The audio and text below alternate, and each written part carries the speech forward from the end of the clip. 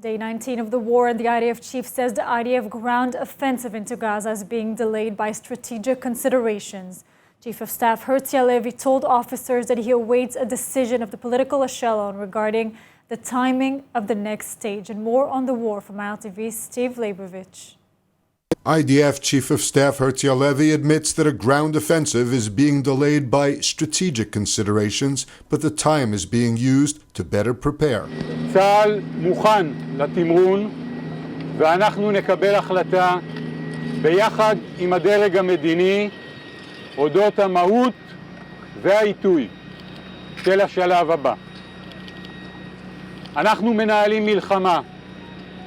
בשלב הזה ישנם שיקולים טקטיים עד אסטרטגיים שמאפשרים לנו עוד זמן לשפר ולנצל כל דקה כדי להיות מוכנים אפילו יותר. Defense Minister Gallant made clear that the battle to destroy Hamas is just beginning. המלחמה רק החלה, ולצערי גם יהיו מחירים. תערכו כמו שצריך, תהיו מוכנים, נפשית, פיזית, ציוד, אמצעים. אנחנו נגיע לתוך השטח ואנחנו נחסל את החמאס. פשוטו כמשמעו, אחרת לא יהיה לנו קיום כאן. בתנאי. Meanwhile, the Navy thwarted seaborne Hamas infiltration attempts. 10 terrorists were killed. The infiltrators entered the sea from a Gaza tunnel and were spotted and eliminated by naval forces. As the IDF continues pounding Hamas targets all over Gaza, the terrorist group issued a cynical appeal for humanitarian aid, including fuel. ندعو إلى قطع العلاقات مع الاحتلال وطرد السفراء من الدول العربية والإسلامية التي تقيم علاقات معه ووقف كافة أشكال التطبيع. The IDF made clear that fuel will not be allowed to enter Gaza because it would be stolen by Hamas. דלק לא ייכנס לרצועת עזה. חמאס צריך את הדלק לתשתיות המבצעיות שלו. דלק שחמאס גנב מאונר"א, אפשר להחזיר אותו חזרה מחמאס לבתי החולים. Rocket fire from Gaza renewed last night. 2 people were lightly injured by rocket shrapnel following a heavy barrage targeting the greater Tel Aviv area. Damage was also caused in Alfei Menashe in Samaria. Hezbollah terrorist leader Hassan Nasrallah met with members of Hamas and Jihad and published his first statement since the war. The Lebanese terrorist leader emphasized the unity of the arenas and discussed the upcoming courses of action. The meeting came as clashes continued along the northern border and included the Golan Heights, and ILTV's William Sharon reports. Hezbollah terrorist leader in Lebanon, Hassan Nasrallah, has not been seen or heard from since the start of the hostilities. Today, Hezbollah published a photo of Nasrallah meeting with members of Hamas and Jihad. The statement said Nasrallah spoke of the unity of arenas in coordination of upcoming actions. Thousands of South Lebanese civilians have been fleeing north after more than 2 weeks of cross-border clashes between Israel and Hezbollah and other terror groups in southern Lebanon. Nasrallah remains silent on his intentions. Hezbollah lost at least 30 fighters, but its intentions to open second in all-out war or continued limited conflict remains unclear. In the north, the IDF hit Syrian army sites after rocket fire at Israeli towns in the Golan. The army targeted Syrian military infrastructures and mortar launchers. Earlier, the IDF foiled several attempts by Hezbollah terrorists to carry out attacks against Israel from southern Lebanon. IDF drones are taking their toll on the terrorists. A strike knocked out a terror cell north of the border near Bar'am and another on Mount Dov. In yet another strike, the IDF said forces attacked a cell in southern Lebanon, prepared to carrying out a missile attack near Kibbutz Iftach. Hezbollah has fired dozens of anti-tank guided missiles, rockets, and mortars at Israeli military positions in Israeli towns since this October 7th Hamas onslaught. It has also sent gunmen, some infiltrated with Palestinian terror groups, to infiltrate northern Israel. Several drones have been intercepted over northern Israel. Amid the reported attacks from Lebanon, the military and defense ministry ordered the evacuation of 42 border communities, including the city of Kiryat Shmona. Yes, and joining us now to wrap up all the latest security updates is senior researcher at the INSS, Professor Kobi Michael. Kobi, we're on day 19 of the war. In your view, is it to Israel's strategic advantage or maybe disadvantage to delay the entry of the ground forces? Good morning. There are advantages and disadvantages. The main advantage is that the Hamas terrorists, which are under the ground in the depth of 30 to 40 meters, are there for almost 3 weeks. It means that although they prepare themselves in advance for long staying under the ground, they are exhausted, they are in tension, and they are tired, and therefore they are weaker. And this is something that will enable us to do things in a more effective manner. The second advantage is that we have the time to prepare and to occupy and to prepare the troops and to assure that they are well occupied with all what they need. And the third advantage is that we are able to accumulate more accurate intelligence with regard to the traps that Hamas has prepared in advance and with regard to the hostages as well. And I'm sure that the Israeli strategists are taking into consideration and preparing operational plans in order to rescue hostages during the military operation itself. But in the very same time, there are some disadvantages as well, because the battery of the international legitimization is getting, I would say, less fuel. Secondly, I think that the Israeli public has expectations, and taking into consideration the point of departure of all of this event, we are dealing with a huge crisis of trust between the public and mainly the government, but also with the IDF. There are very high expectations. And I think that this is something that adds to the tension and adds to the distrust or the mistrust of the Israeli public with regard to the state as a whole. Now, we hope so too. Now, moving on to the north, Hezbollah leader Nasrallah met with Hamas and Islamic Jihad leaders in Beirut to coordinate moves. What do we believe is the direction Hezbollah is going in, at all? Hezbollah right now, I think, prefers to keep the situation under the threshold of full-scale war. But if we would have been in other days, and we wouldn't have been so occupied, busy in the Gaza Strip, we were in a war with Hezbollah. The provocations, the collisions there along the border, and the idea that we already evacuated dozens of thousands of people from the northern areas which are close to the border. This is a war. So Hezbollah is already involved. Iran is involved by using its militias and proxies, be it from Yemen and the missiles that they launched and were intercepted by the Americans in the Red Sea, or the mortars or the rockets that were launched just yesterday night from South Syria towards the Israeli Golan Height. And all of them, including Hamas, including Hezbollah, are Iranian proxies. So Iran is involved, Hezbollah is involved. Now Hezbollah and Iran have to make their calculations, their strategic calculation.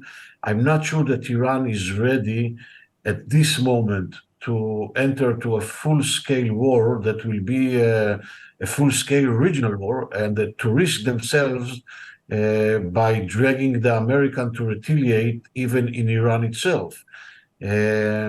So I assume that for the time being, for the very soon future, we will continue with the routine that we are familiar with in the Northern Front in the last 2 weeks. But there is a higher probability each day that Hezbollah will deepen its involvement and will reach to the threshold that Israel will not tolerate anymore, and we will find ourselves in a full-scale war with Hezbollah as well. Before October 7, we often spoke of, Israeli deterrence. What will it take to restore respect in the region for Israeli military power? Is the decimation of Gaza helping to get that message across? It's not only the Israeli power, it is the Israeli deterrence as well. It is the nature, the characteristics, or the essence of the required regional architecture. And it is the idea of regaining the trust of the Israeli public and recovering, I would say, the relations between the political and the military echelons. So there are many things which are related to the Israeli society, to the Israeli economy, to the Israeli social cohesion and resilience as well. But in order to do all of that, and as you have probably noticed, there are many missions that should be accomplished, Hamas must be defeated. And the victory image should and must be crystal clear. Hamas cannot exist anymore as a military and a political organization in the Gaza Strip and in any other region or area here in the region. Yes, Professor Michael, thank you so much for joining us today, and stay safe. My pleasure. Goodbye. Have a good day. Experience the power of truth with ILTV News. If you're looking for quality content and captivating visuals, join our news community and become an integral part of our team as we embark on a mission to unveil the real Israel, dismantling the web of lies and misinformation that surround reporting on Israel. By subscribing to ILTV News, you will not only have access to the latest updates, but you will also amplify our message, creating a ripple effect that carries the truth far and wide.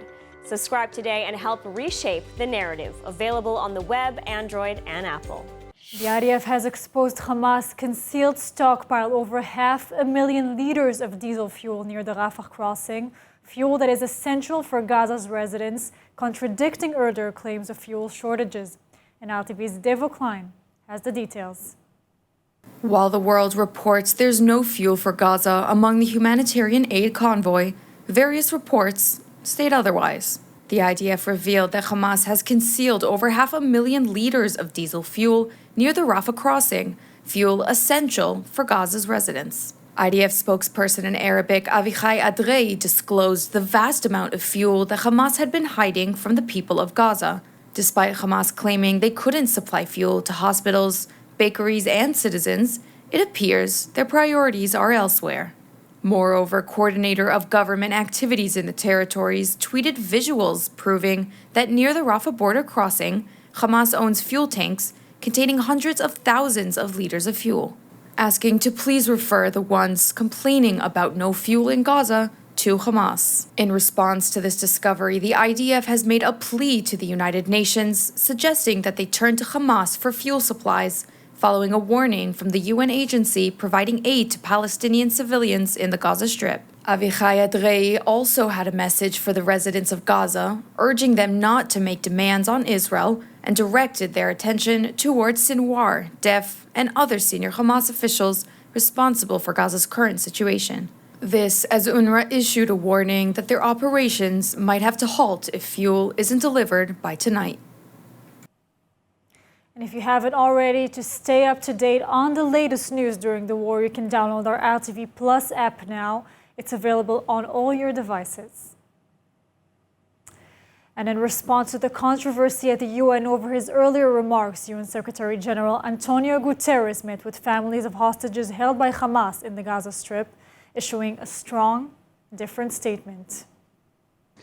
It is important to also recognize the attacks by Hamas did not happen in a vacuum. The Palestinian people have been subjected to 56 years of suffocating occupation. These remarks sparked controversy at the UN and led to Israeli ambassador to the United Nations, Gilad Erdan, to call for Guterres' resignation. In response to the Israeli ambassador's demands, Foreign Minister Eli Cohen announced a boycott of the UN Secretary General and refused to meet with him. Hamas is worse than ISIS, and like Chancellor Scholz says, they are the new Nazis. There is not two sides at this moment. There is only one side to support in front of the aggression of ISIS. Mr. Secretary General, the UN was established to prevent atrocities, to prevent such atrocities like the barbaric atrocities that Hamas committed. But the UN is failing. The UN is failing, and you, Mr. Secretary General, have lost all morality and impartiality. Because when you say those terrible words that these heinous attacks did not happen in a vacuum, you are tolerating terrorism. And by tolerating terrorism, you are justifying terrorism. Later in the day, UN Secretary General Antonio Guterres met with families of hostages held by Hamas in the Gaza Strip. Following this meeting, Guterres made a strong statement condemning the actions of Hamas. He emphasized the need for the immediate and unconditional release of all hostages held in Gaza, stating on his X account, "Nothing can justify the killing, the wounding, and the abducting of civilians by Hamas." There are over 200 hostages being held in Gaza right now. Over 100 of them are from 33 countries. Where is the world? We, the families of the 200 hostages, are far away on our own planet of agony. But where are you? Why is no one crying out for these people to be allowed access to the Red Cross? Why is no one demanding just proof of life? This is a global humanitarian catastrophe. Another battle the state of Israel is fighting these days is the arena of foreign press coverage. The so-called greatest example so far was that of the Gaza hospital bombing, which the foreign press quickly blamed Israel for until the IDF proved it was a misfired Islamic Jihad rocket. And joining us now is Middle East correspondent Yotam Confino. Yotam, we're witnessing hundreds of foreign journalists in Israel these days covering the situation, also witnessing the Hamas atrocities firsthand. What are the reactions you're hearing? How is Israel really perceived in the world? I would say in the first couple of days, there was a lot of intense coverage on the Israeli side about covering the Hamas atrocities, really getting all of those stories out. Without a doubt, that was the main priority for all media. The first 3 days, I would say. But it took a turn the day that Israel cut off electricity and water and everything when they basically held Gaza at a siege again. That's when things started to turn, because immediately when you do that, there will be humanitarian consequences in Gaza. And the minute Israel starts bombing, focus shifts, because when Israel basically eliminated all of the Hamas terrorists on the Israeli side and they regained control, the casualties, the deaths that we began to see was in Gaza. And that's where all the media started focusing their attention, because you want the latest, the news hook, what is happening, what is the latest thing. So in a way, it naturally shifted. But I think for many journalists, it was also frustrating that such a big atrocity was committed so recently, just a few days ago, and still you barely got any questions about it. It was just 90% about humanitarian disaster in Gaza. And I think for people abroad, I think it's hard for them to understand why it's important to keep telling what happened in Israel, because the story is no longer about the atrocities in Israel, it's about humanitarian catastrophe in Gaza. But it is important because it gives context. It gives context to people to understand why Israel is bombarding. And this is not my opinion. I'm not here to say whether Israel is doing the right thing or the bad thing. That has nothing to do with it. It has to do with explaining to people the context so they understand why there is a war in Gaza. It doesn't come out of the blue. Of course, it's impossible to understand this shift. Now, as part of these efforts, Israel Monday screened for foreign journalists. You've been there, Yotam, the raw, the unedited footage of October 7 massacre as captured by its death squad's body cams. Does the point come across? Is the country, the IDF, doing a really good job in really showing what we've been through here? I think the raw footage that we saw left such a huge impression on everybody in there. I can't imagine anyone sitting there watching what I saw, thinking either this isn't true or I don't care. I think most of us knew that we've gotten to such an insane point in our coverage that there's been some doubt about what's happening in Israel, what happened with the Hamas atrocities, that we need to see it ourselves. So I think the army and the government and the journalists, we all did the right thing. For once, our interests really aligned in the sense that us as journalists would like to report and make it as believable as possible. And the IDF and the government also want these photos, these videos, this evidence, they want it to go out to the world. Now, of course, the IDF and the government, they have a whole different kind of interest with exactly why they're doing this. They want sympathy from the world, whereas us journalists, we focus on just getting the facts out and making sure people know the facts. But yes, I do think that it left a huge impression on everyone. And it's also gotten a lot of coverage. I've been approached by many different media across the world after I tweeted about what I saw.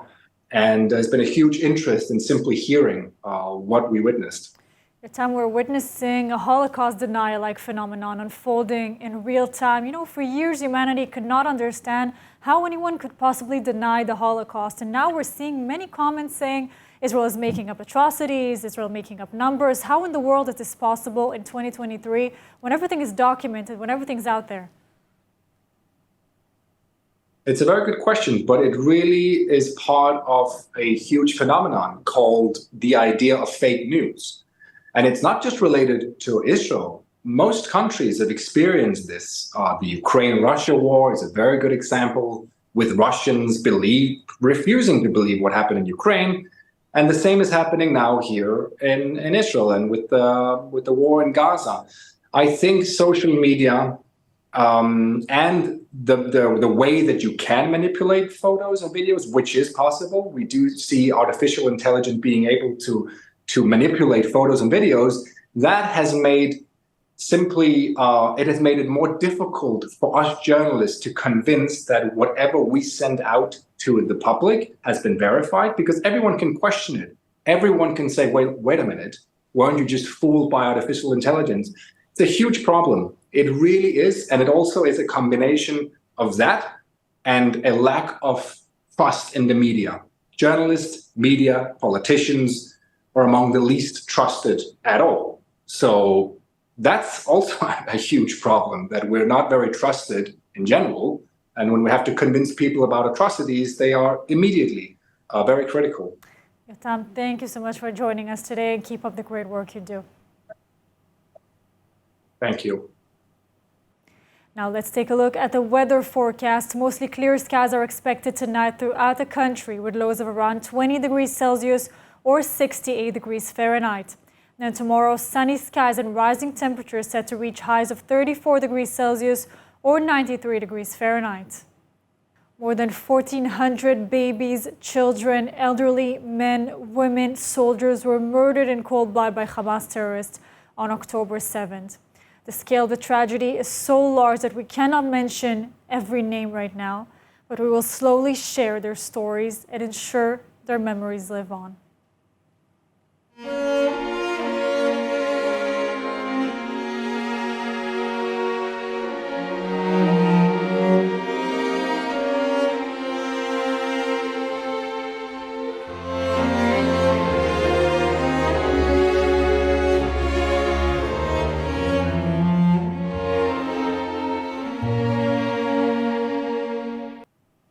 Not a single Israeli is not impacted by the horrific events of October 7, and today all of Israel stands together and mourns.